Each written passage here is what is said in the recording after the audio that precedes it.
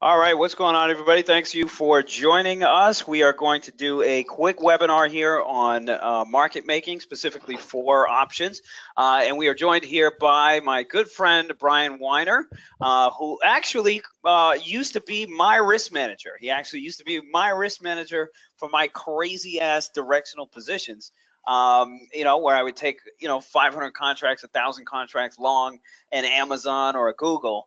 And this guy was the one that was tasked with the job of making sure I was hedged and everything here. So we're going to learn a lot from him today, just on market making in general, some of the basics here for options market making, how they make their spreads, some of the tactics that they use here to stay hedged, and delta neutral all the time here, while they're also selling us all these bets here that we're hoping to go to go to the moon here. So Bryan, what's going on, man? How you doing? What's up, buddy? Hey, how are you? Nice speaking with you. Good, Thanks man. for having me. Yeah. So why don't we just get right into this, guys? This is a precursor here for the Sang Lucci Master Course, which is going to take place in December here. We're kind of pre-selling this right now, so this is kind of the first little intro here we're going to throw out. So Bryan, let's get right into this, man. So give us a little background here on yourself, as far as your market making experience per se. And then we'll get through with a couple of questions I have for you. Sure. So I came out of Georgetown in 2000, was a clerk for about a year at the CME in Chicago in the S&P 500 options pit. I traded there as a market maker for about 4 years through 9/11 up until about 2006. And then I went to grad school for financial math, met up with Chaim Bodek. I'm sure you've talked to these people about him. He hired me as his first trader at Trading Machines, electronic market making group. That lasted for about 3 years, and the company had to close because volumes went down. And I guess we could talk about that later on, how it affects market making. And then since 2012, I've been market making myself in various, I guess we'll call them, what's that cool term that they have for all the tech names? Anyway, the Apples, the Amazons, all that stuff, Google's. Oh, FANG, I think. FANG, yeah. I can't believe I forgot that clever name. And so the FANG stocks, and doing various other projects. Just kind of living life as a independent market maker, and just playing the game day by day. Okay. So I think everybody here wants to know, is like, first of all, like, give us the basics here of market making. Like, number one, like, what does it take for some of these larger market makers to be in the space? What are some of the requirements that they need to have just to be allowed here to make a market? And how does one who is a market maker approach the markets in general? Okay. That is a long laundry list of things as a mark. So, all right, let's talk about capital requirements. You basically need to have like a $5 million capital haircut, whatever you want to call it. That it depends on the clearing firm, but there's generally a $5 million minimum in order to have your basically unlimited risk to the upside and downside. Right. And then 5 million at a clearing firm seems to be the cutoff, right? Like, if you pass the 5 million mark, they let you do whatever the hell you want to, yeah? Right. I mean, obviously, and so with that, you can't have more than $5 million in risk. Okay. In any, up to 20% really is what they look at, but and that's kind of where things cut off. But that's the basics. Now, anyone could be a market maker per se. Like, I am not a quote unquote market maker now, where all my orders are connected to the exchange and I can click one button and cancel all of them at the same time. Okay. That's one of the advantages of being a market maker. But there are other hybrid types of market makers like me that act as a quasi market maker. Now, so it's a lot of tech for them. There's a big tech overhead. Right. Can you explain some of that tech overhead? Yeah. So you kind of alluded to it, right? It's like, what does it take? What technology do you have? And you also said something about automation where they can literally just gut all the orders that they have outstanding. Like as a market maker, let's say you were a market maker for a name like Apple. I mean, are you just a market maker for Apple, or are you usually going to have like 5 or 10 different names? And then what is the technology here that we're talking about? Are we talking about software? Are we talking about programs? Are we talking about developers? What does that all look like? Sure. So the basic thing that everyone needs to know is each exchange operates individually. Now, some exchanges are owned by the same parent company, like C2, BATS and EdgeX are owned by Cboe, and then ISC and Gemini, Mercury, they're all owned by NASDAQ, which has its own exchanges. But so each exchange, even with under an umbrella, has its own rules and connectivity. And with connectivity, there comes fees. So if you want to be a market maker in ISC, back in the day, you would have to pay this exorbitant fee because the spreads were wider. So you had more edge. So they were able to charge you that, and also they required you to be in certain baskets of names, and those were divided by product type, and you were stuck. You were able to quote some basket of names that some were good and some were bad. So you had with the good came the bad, and you had to quote those.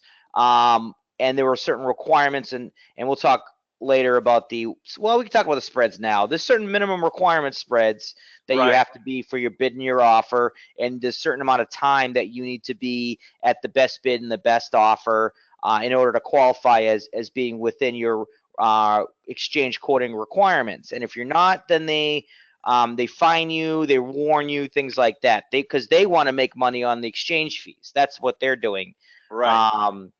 Lately now, because the volume is kind of lower and there's so many exchanges, they try to make money on data fees. That's kind of their new thing, making money on that.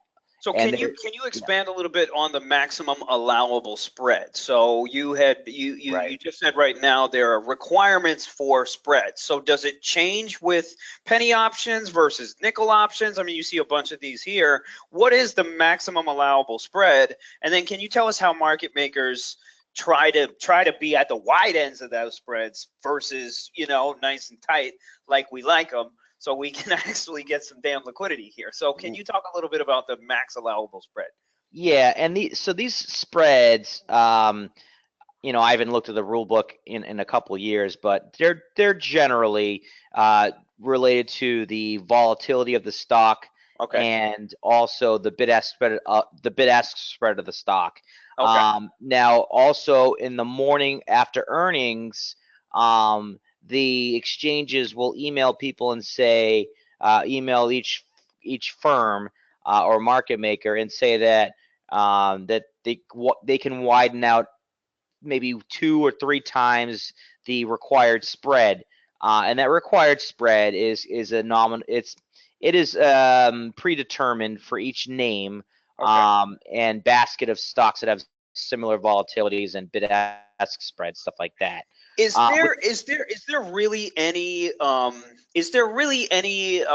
is the word I'm looking for, enforcement on those spreads, or are there situations and scenarios where a market maker could make a spread $1 or make a spread even wider than $1? I mean, I see on some price line options that are worth $10 or $11, you'll see like a $3 spread.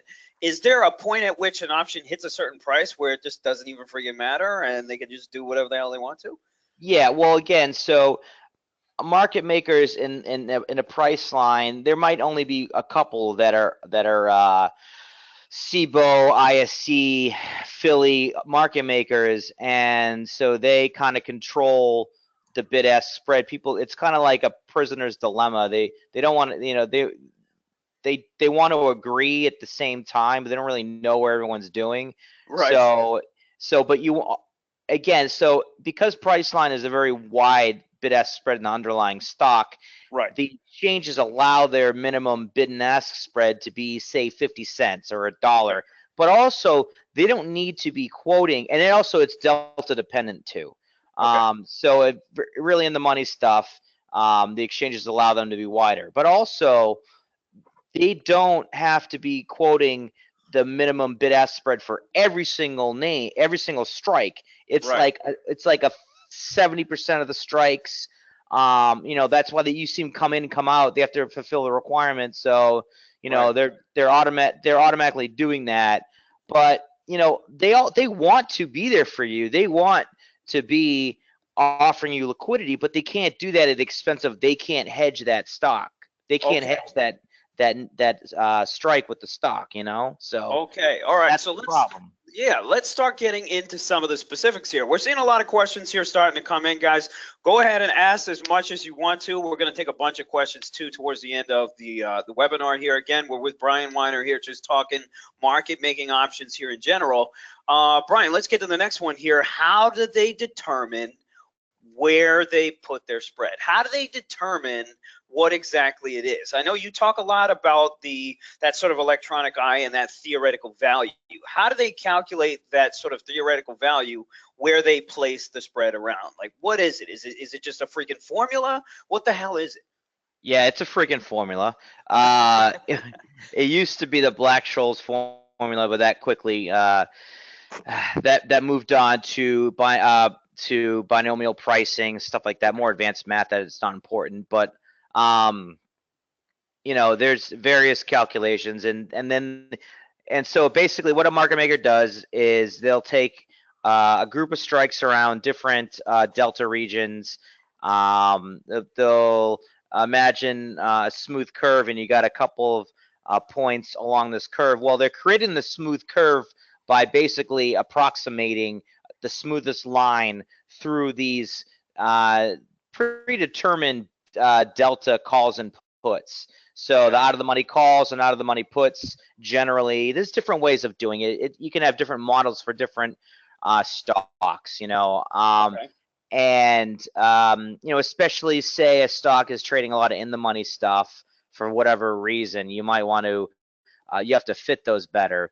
And so you're fitting this curve based upon these points, and the market makers are setting their bid and asks around this smooth curve rather than the theoretical value of one individual strike and another individual strike. And where they're placing these bids and offers, it's like when I was in the pit. If I own a lot of one strike and short a lot of another strike, I'm going to be lowering my bids on the long one and increasing my offer in the other one and raising my bids there also. So I am going to be quoting around my inventory, unless it's a situation. Yeah, unless it's a situation where volatility is crazy. We're moving all around, all over the place, and you don't care that you're long a bunch of stuff because you need that gamma and we're moving around, or you're short stuff but you should be able to buy something back. Like, if there's a lot of volume, like, you don't care, you're going to get it back and we're moving around. And the reason why people care about volume in this low realized volatility when the market's not really moving that much is there's risk that we're going to close on that strike. That's pin risk, and you're at risk of just sucking on time decay too much in one area and not being protected in another area, and you want to move your inventory around and be nimble, and that's what you kind of have to do when market's not moving around that much. Okay. So there's a lot of information right there. Let's take it to the overall strategy of a market maker. Let's say these market makers here are in Apple, a bunch of strikes in Apple. Is the overall goal just to provide liquidity, or is it also holding some inventory that's working? Like, do they ever speculate? Are they ever sitting in situations where they're speculating? Are they playing games with traders like myself, trying to, smoke me out of my position? These are kind of the questions that I wanted to get your read on, as far as like, what's the main goal here of a market maker? Is it literally just to provide that spread and make that edge there, or is it to move in and out of this inventory as they see fit? Because they also see some order flow, and they also see the fact that, oh, okay, there's a move happening here. Let's go ahead and take advantage of this. How does it? What are they after? Sure. So obviously, back in the day, spreads were wider, and the goal was, and things only traded at nickels. the goal was really just to collect the bid-ask spread. Okay.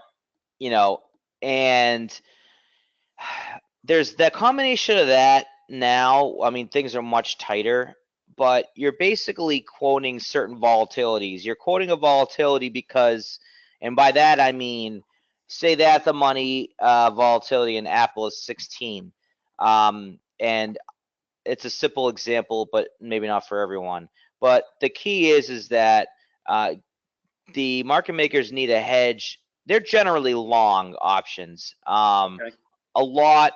First of all, you don't want to be short so much stuff because you don't have too much negative risk, gamma risk, upside risk, blah blah all around. But so market makers are going to be having to hedge their gamma. So the time decay that you talk about, that we all worry about, they're making up the income loss from the time decay via hedging their gamma, which is basically buying low, selling high in the stock throughout the day. And there's various ways that they do that.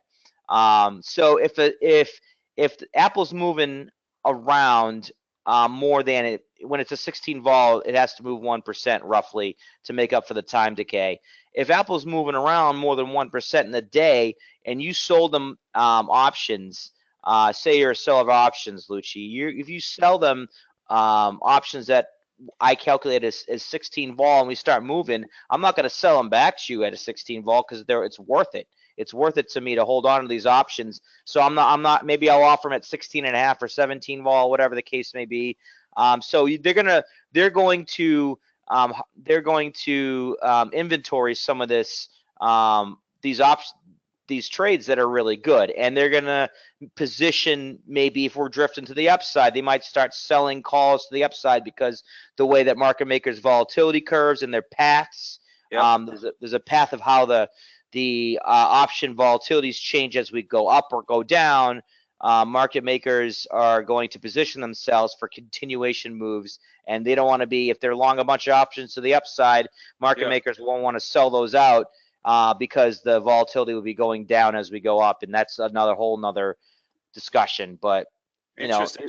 So I would you say the end of that kind of statement though is that they have other interests now besides just a bid and ask spread. They kind of also trade, their inventory as well, depending on the order flow that they're seeing and depending on obviously the curves that they're creating. No. Right, and so they're not only trading for bid ask spread, they're trading for position. They're at this stage in the game, you're going to be wanting to analyze, is this a breakout move? I'm sure they have more technical guys. 10 years ago, 15 years ago, really, you didn't need a guy that knew technical analysis at all. You didn't need to know, sector rotation. You didn't need to know Wall Street Jesus's, option flow. Because there was always stuff coming in and coming out. Now there's more clunky flow coming in. The moves aren't as great, and like I said before, with the inventory, you're long one thing, you're short another thing. Back in the day, it would take care of itself. Now it's not. So they need to be constantly moving their curves. So they don't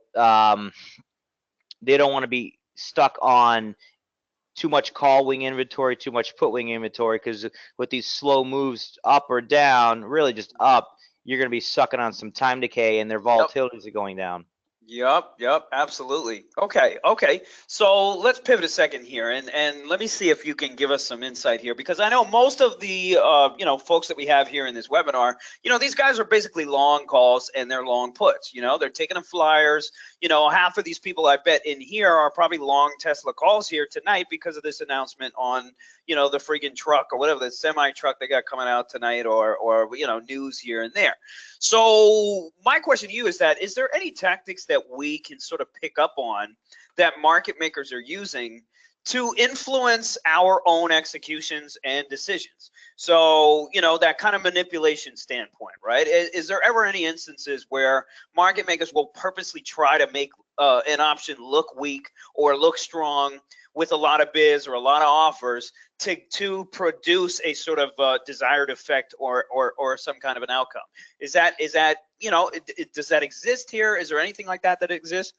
Yeah, I mean, I see that more in names that are in nickels. There's a lot of guys I trade with, they try to flip, options that are still in nickel increments, and you'll see market makers stack big bids and then just sweep everyone on that bid. So that's more manipulative stuff there.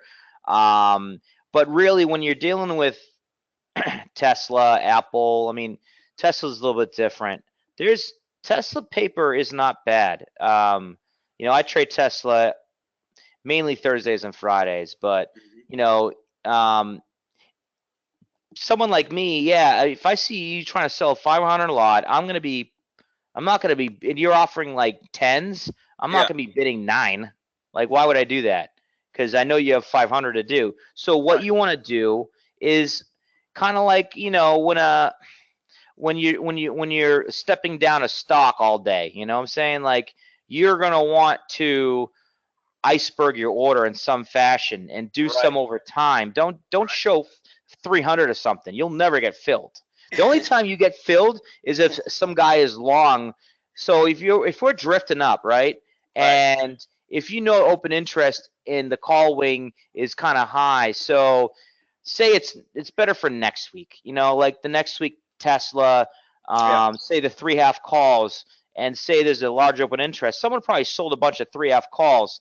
So some market maker, whoever it is, and it's across various exchanges and whatever, some guy, might 300 lot you if you show you're trying to buy 300 back because you sold some too.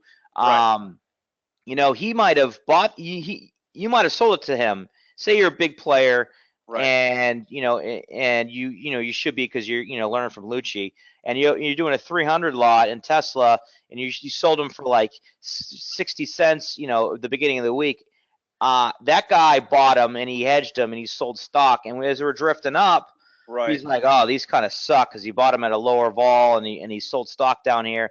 He'll be glad to get out of them, for some 15-cent price or whatever. You're bidding 15 cents. He'll sell you the 300 because he wants to get out of his position. So it's like he wants to take off part of his inventory. So, but that's really the only case you're going to get a 300 lot off. In Apple, you can do whatever you want in Apple. Yep. I get filled. Yeah, I have noticed though. What have you noticed too when large paper kind of comes in and just smokes out an offer? How do market makers look at that? Like, let's say I come in with a 200 market order, and I'm smoking offers left and right, and I'm just trying to take this liquidity.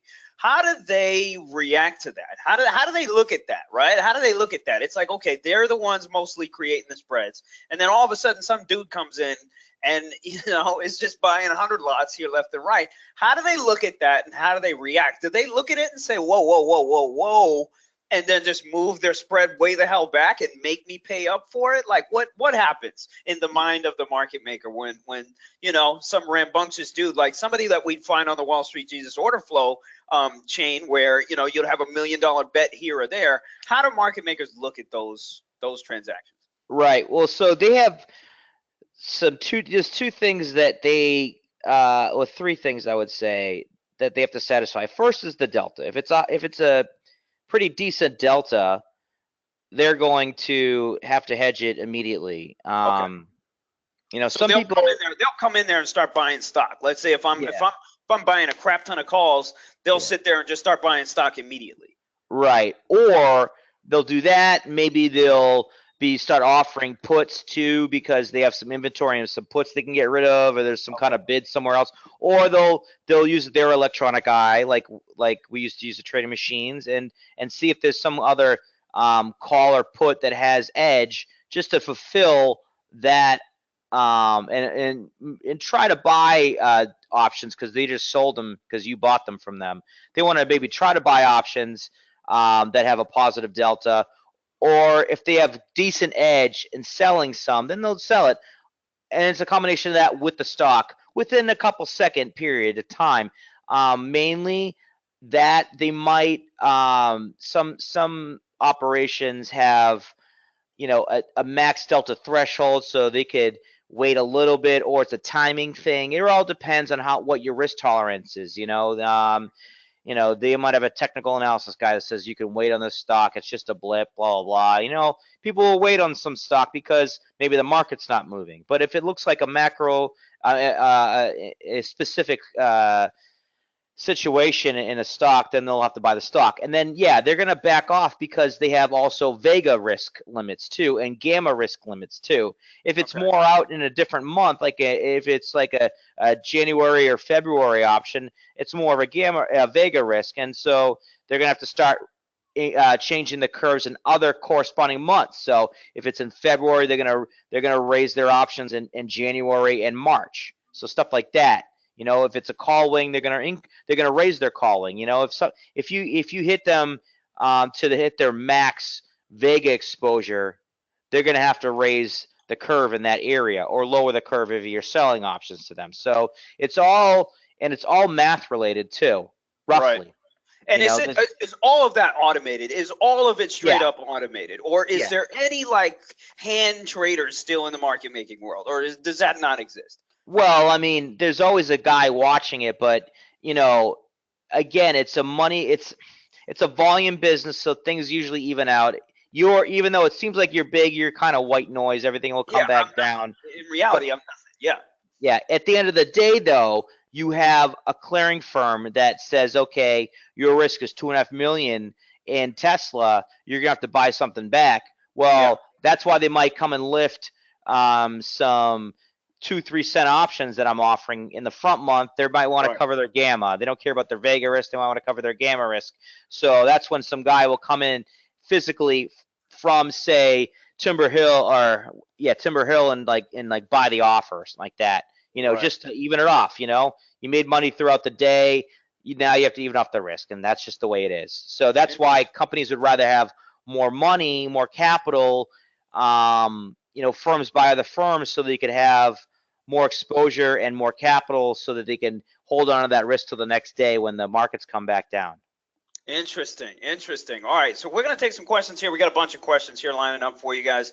Again, we got another, I'm wrapping up the last master course here, I think actually tonight. So we're starting the new one here in December. We're going to be including a much more in-depth conversation with Bryan on this topic for the next session of the master course as well, which starts in mid-December. Again, we focus mostly on tape reading here. We're adding in a lot of different pieces this time with the master course. Hit up or email charlie@sanglucci.com. He's actually in here right now, so he'll be responding to a bunch of questions here. Let's open it up here for questions here for Bryan. Any questions that you guys have, throw them out here. William is asking here, so if you're a market maker for Apple with your 5 million, let's say you're at risk for 5 million, when number one, I'm going to rephrase his question though, is when would a market maker be at risk for that 5 million? Would they go ahead and then just buy 5 million of Apple stock and have it there to buy and sell as needed? So do they basically have an inventory of stock that they buy and sell as needed, depending on, you know, if they're a market maker, obviously for a name like Apple? That's what William here is asking. Yeah, well, I mean, the 5 million means that, and this is for single stocks, that you can't have more than $5 million that you would lose based upon.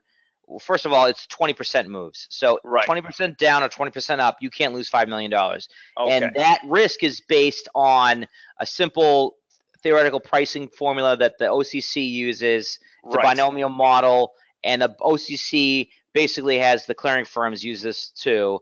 And they calculate roughly what the volatilities would be at the 20% move and what the theoretical values will be, and thus, you know, what your delta would be up there. And so it's not like you have say right now you're delta neutral. Like we're trading at where's Apple at 170, yeah, whatever it is, 172. Up 20%, so up $34 roughly. So around 205, they're going to calculate at 205 your risk is $1.5 million. Well, that's fine. And then Yeah, if it's 5 million, you're like, okay, well that's too much anyway. Like I wouldn't want more than Right. $2 million. And then you look at the market makers will have between, so each month has its own what you're at the money volatility. So that's like 40 delta put to 40 delta call, and then what you're calling, so the 39 delta call to the 25 delta call, what's your risk, what's your vega risk there, what's your gamma risk there, and all disjointed areas of the curve. And then you'll find out, oh well, I'm short 500 of these penny options. I'm short 500 of the 195 calls that are expiring tomorrow. Well, should I buy them? If it's 2 million risk, no. If it's 5 million risk, you're gonna have to. So then they'll buy 300 calls for no reason, you know. Right. Right. And And William, to rephrase some of the stuff that Bryan is saying, is like basically when I ran a book too in New York, William, I would always when I would look at my risk, it would always show like if my stock moves 15% away or 15% here or there, or as Bryan said, the 20%, here is what your risk would be. And that's how they kind of calculate it. That's how Bryan obviously too looked at my book and was like, okay, we gotta come in here. We gotta make some moves here because you have too much delta. You have too much delta risk. You have too much gamma risk. You have too much this, and that's when the other trades start coming about. Okay, maybe we got to buy some wings here. Okay, maybe we got to sell some puts. Maybe we're gonna come in here and buy some stocks. So that's kind of the market maker's world here to rephrase here what Bryan just threw out here. William's got another question. Can you recommend any books on market making? I've never come across any. Bryan, are there any? yeah, well, I mean, you want to read Natenberg's Option Volatility and Pricing, which I'm staring at right now. Okay. That's the Bible for market makers, option market makers. They're not going to tell you how to put a bid in and an offer in. I mean, there's no point. I already kind of told you how they do it, but that'll tell you the fundamentals. They'll teach you the basic option formula of the Black-Scholes model, which is enough for you to get by and to understand how a delta might be at 15 delta one day, then the next day, and the stock doesn't move, the next day it's a 7 delta. You'll understand that a little bit better. I've obviously read it cover to cover. And if you want to nerd out, that's the best thing for you to use. John Hull has one too. No doubt. Yeah, I'm not staring at it right now. No doubt. Here, Jay Hearn. No, I have options, futures, and other derivatives. Yeah, I have both. So there we go. Okay. John, I'll bring that the details back. Hearn here is saying, what do you trade, and why do you trade that? I think that's a great question, actually. What do you market make for right now, and why do you choose that particular stock or those particular options? Without going into exactly what I do, because that's Sure. my thing. I mean, I trade. Again, market making is volume. It's a volume business. So I go where volume is. I've been in Apple for. What year is it? I've been in Apple for 5 years on my own, and it does pretty well. It's more competitive these days, which is really friggin' annoying me. But I'll do that. I'll do SPY, and then I do the tech names because they're a little wider, so there's more edge for me. So yeah, and I do stuff that I can do size that has volume, but I don't do in the money stuff. I do at the money as it gets cheaper because I am not a computer. I'm not a computer. I'm not automated. I'm all manual myself now. It's too costly, and not as a single person trading, you can make money doing this. As a business, market making businesses are shutting down, Well, why is that? Actually, let's throw that out there. Why is that? Why are market? It seems like a lucrative operation from our side because when we go ahead and take all these losers, right? I mean, most folks here, retail is losing 80% of the freaking time. We assume here that money is going to the market makers, and we assume that they're the ones that kind of manipulate us in and out of these things, make us buy the high premium for it while the theta all comes out and all that kind of stuff. We assume here it goes into the hands of the market maker. What are we getting wrong? All right. Well, first of all, there's not just one market maker. There's there's tons of them. Tons of them, right? So there used to be tons. Now there's a few. I would say, main guys.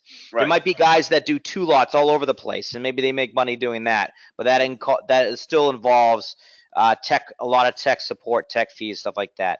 Now you guys are buying the high premiums because you're probably chasing the stock, or you're putting a big bid in, and then the market makers are also generally long options. So you have to remember that, guys. They're long options, so they need to. And then we talked about hedging the gamma. So they need to, if we're going up, they need to sell some stock to hedge their gamma.